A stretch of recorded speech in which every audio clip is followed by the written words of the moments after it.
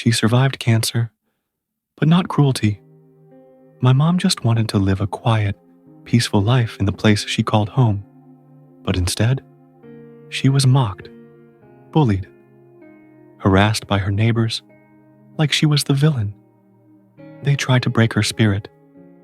So I decided to break their comfort. And trust me, they never saw it coming.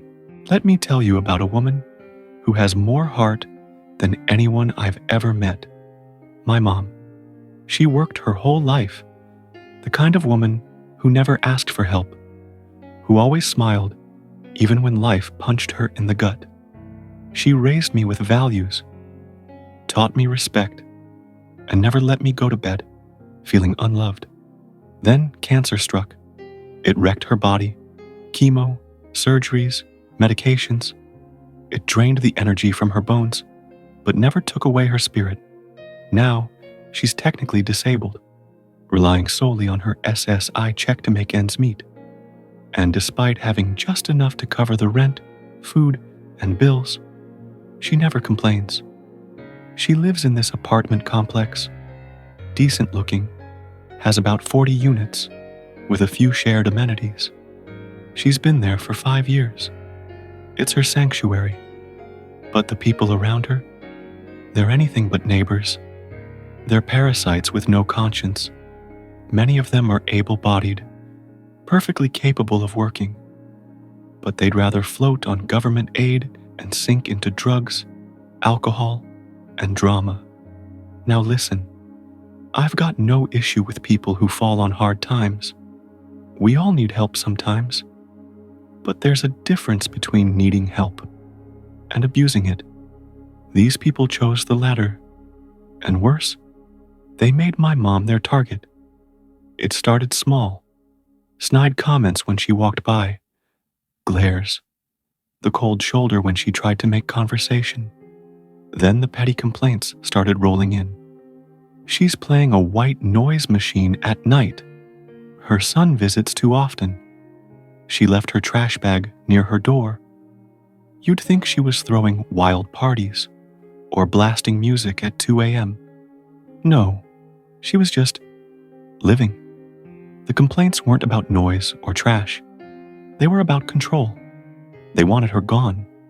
And yet, in true mom fashion, she tried to win them over. She baked cookies, wrote kind notes, even bought Christmas gifts for the neighbors who treated her like dirt. She'd leave them by the door with a ribbon and a smile, and they'd toss them out like garbage. Then came the note, a torn sheet of paper shoved under her door. All it said was, "You're ugly.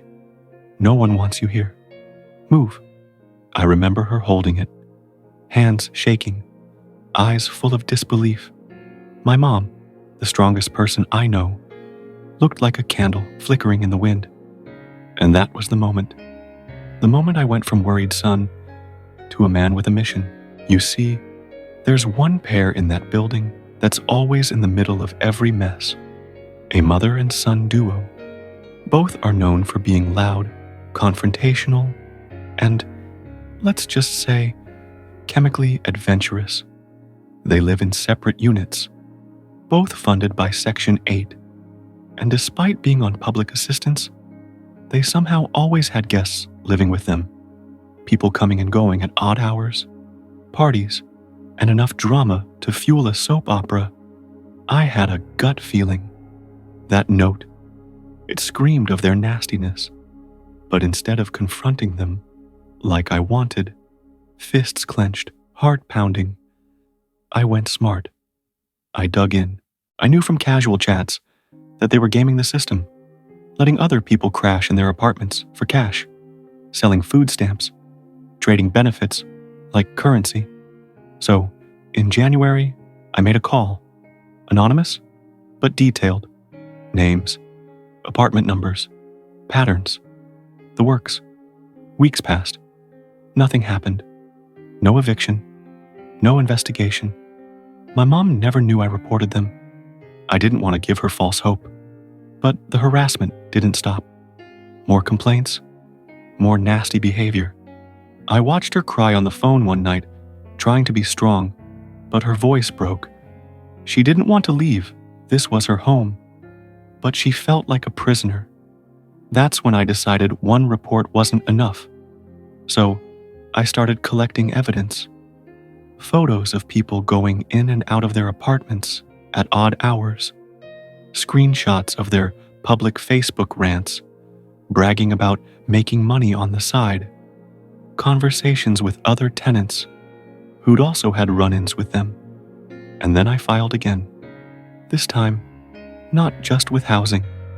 I went to the office of the Inspector General, to SNAP, fraud reporting, to local housing authorities. I submitted everything, with a detailed cover letter that practically screamed, "What are you waiting for?" 2 months later, it happened. Not with a bang, but a slow, glorious unraveling. First, their food stamp cards were suspended, pending investigation. Then, an inspector showed up at the complex, quietly talking to neighbors, asking questions. Finally, I got the text from my mom. The neighbors are packing. Both mother and son evicted. Turns out, one of the unauthorized guests they were letting crash had a warrant out. That tipped the scale. The building suddenly felt lighter, quieter, peaceful. For the first time in years, my mom smiled while watering her plants outside. She started baking again, not to win people over, but just because she felt joy. And me, I slept better, knowing justice doesn't always come with sirens or fireworks. Sometimes it comes from strategy, patience, and refusing to let the good ones get crushed.